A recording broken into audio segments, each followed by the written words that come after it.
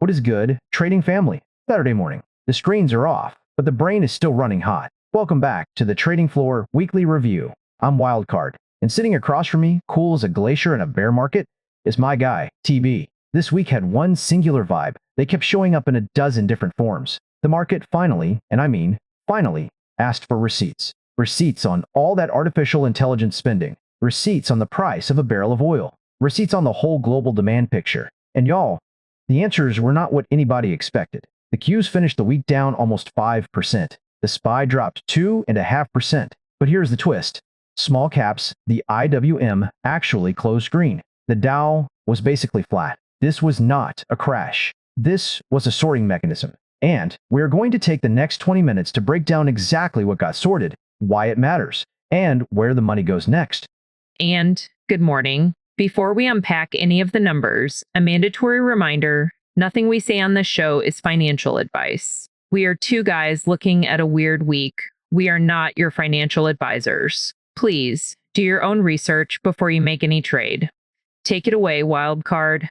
Let us start with the weirdest signal in the entire market right now. And I am not talking about Nvidia down 9%. I am not talking about Oracle having its worst week since the dot-com bust. The weirdest number is oil. Crude crashed 12% this week, from $78 all the way down to $69, in a week where the United States military was actively striking Iran for violating the Strait of Hormuz ceasefire.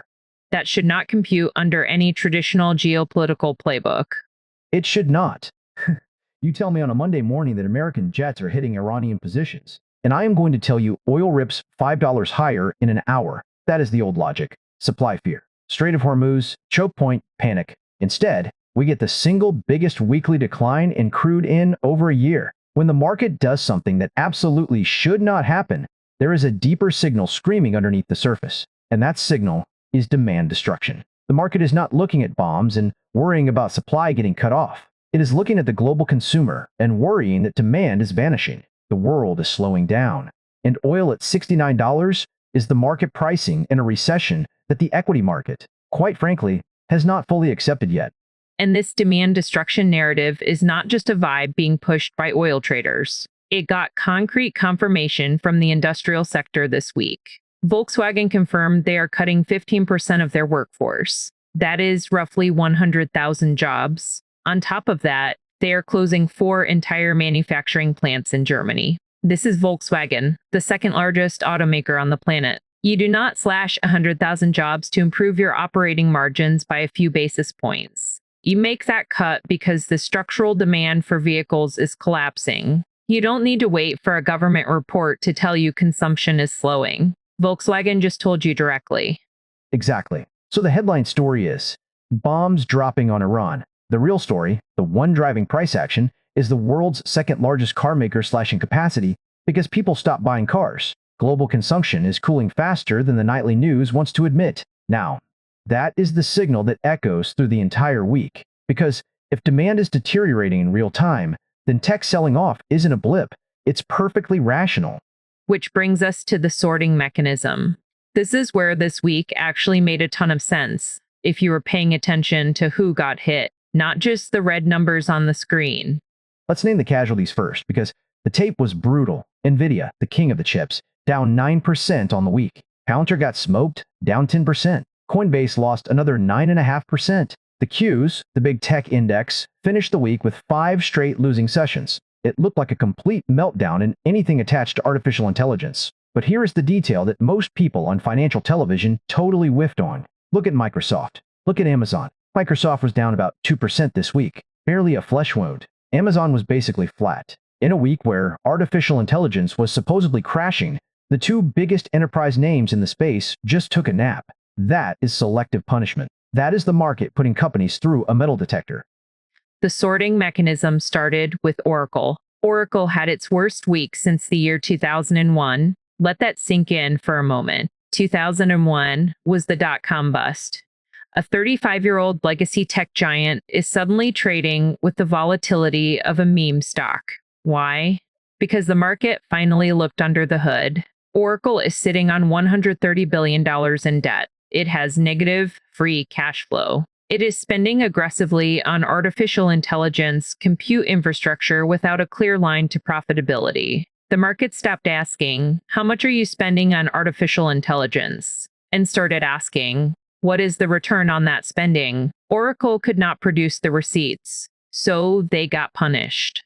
And that is the fundamental shift. It is a credibility check on business models. The companies that got destroyed are the ones with bad balance sheets and no revenue visibility. The companies that survived are the ones with actual enterprise deals, actual cloud contracts, actual money coming in the door. Now, if you want proof that this sorting mechanism is far from over, look at what is happening with OpenAI. This is the shadow hanging over the entire private artificial intelligence market right now. OpenAI hasn't started the initial public offering roadshow.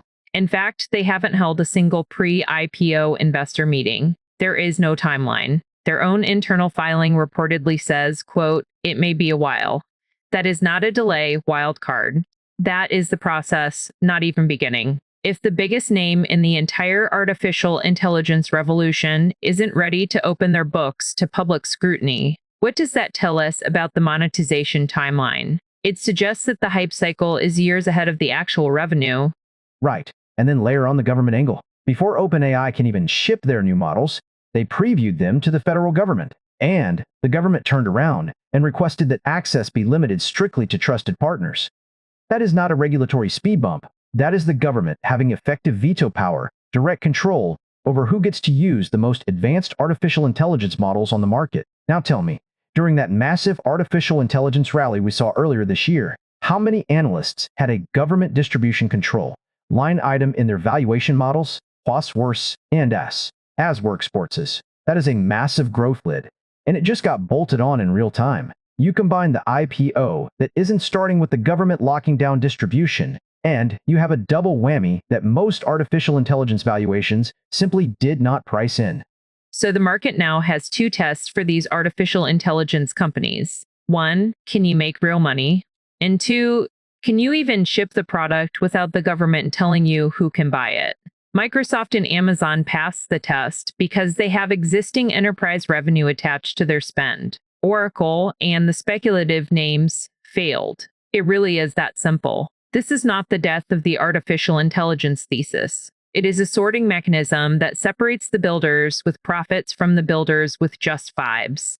That is the phrase, builders with profits versus builders with vibes. So now we arrive at the only question that matters for next week. Where does this go from here? What breaks next? Let's talk about the fulcrum. The jobs report is coming Friday, but before that, we have a major structural flow to deal with. Tuesday is the end of the first half of the year. The second quarter is in the books. And when you have the Qs down 5% while the IWM is up nearly 1%, the institutional rebalancing is going to be extremely real. You are going to see money flows that have nothing to do with fundamentals and everything to do with portfolio managers adjusting their weightings. That selling pressure into the close on Tuesday could amplify every single move we just saw. And then the main event, Friday's payroll number. If that payroll report comes in soft, it confirms the demand destruction thesis we just laid out. Weak jobs plus BW's layoffs plus oil at $69 equals the bond market rallying hard.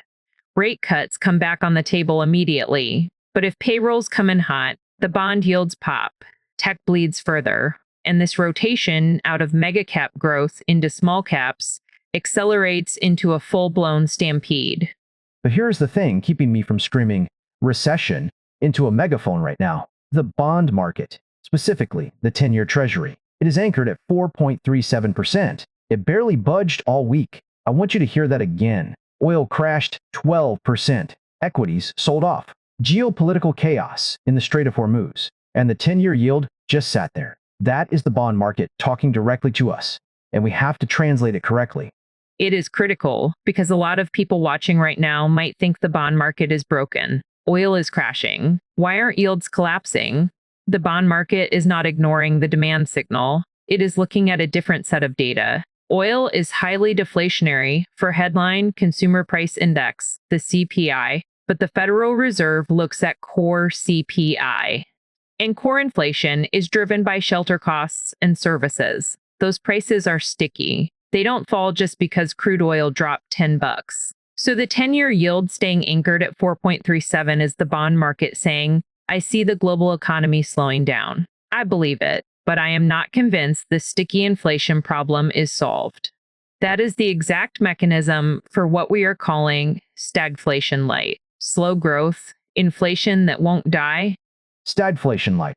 That is hands down the hardest environment for an equity trader to operate in. You do not get the rate cut safety net that bounces growth stocks, but you also do not get the growth premium that justifies high multiples. You are just stuck in the middle, grinding sideways, getting chopped up. And that is exactly why, TB, your system is sitting on its hands.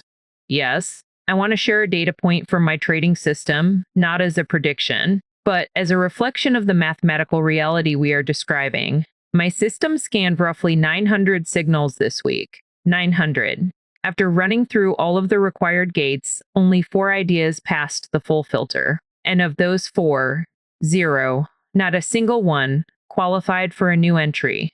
The probability engine is holding 18 open slots out of 25 in cash right now. It is not panicking. It is not broken. It is doing the math. The perspective gain filter alone screened out almost 300 ideas. The momentum factor gated out a lot of the rest. The model has no narrative. It doesn't watch the news. It just looks at the risk-reward probabilities, and right now, it is saying, I don't see it. And that is the whole show right there. We can talk about geopolitics, we can talk about earnings, we can debate Kashkari talking about rate hikes while inflation is over 4%. But when a system designed specifically to find entries scans 900 ideas and walks away, that is a flashing sign that the uncertainty is genuine. Neel Kashkari can talk about hiking rates, but the market is betting the Fed will just talk tough and do nothing. That is why small caps went up even with hawkish Fed chatter. The chess pieces are moving, nobody is panicking, but nobody is buying the dip aggressively either. So, to summarize the state of play as we walk into a new week, watch the rebalancing flows on Tuesday. That is just noise, but it will be violent noise. Watch the jobs report on Friday. That is the fulcrum for whether the demand destruction trade gains momentum. Watch the price of oil. If it bounces because Iran retaliates, the recession narrative gets delayed. If it stays at 69 or goes lower, the signal gets louder. And watch the 10-year yield. If it finally breaks down on weak data, the bond market is finally buying the recession story. But if it stays anchored even as jobs weaken, we are living in a stagflation light world where the Fed can't save you and growth can't help you. The bottom line is this. We are not calling a crash. We are not calling a bottom. We are telling you that the narrative changed this week. The market stopped asking how much are you spending and started asking what is the return. The week was a hunt for receipts on artificial intelligence, on oil, on global demand. And most of the answers made the market deeply uncomfortable. If you are sitting there looking at your portfolio and wondering why your tech stocks are getting hammered while the economy is supposedly fine, it is because we just started a sorting mechanism that rewards actual revenue. Do not trade last week's news. Adjust to the new narrative. Keep your powder dry, know your risk, and hold your positions with conviction. The sorting mechanism did its job this week. Bad balance sheets got hammered. Narratives without cash flow got questioned. That is not a crash. That is the market finally paying attention again. Do your own research, manage your risk, and we will see you right back here next Saturday. That is a wrap on the weekly review. Trading family, keep your heads up. The screens are off, DFV. The cat is probably asleep on the keyboard, and I am about to crush this rock star and do the same. TB, fantastic work, as always. We will see everyone Monday with the Daily Tape and Ape. Until then, stay dangerous, but stay smart. Peace.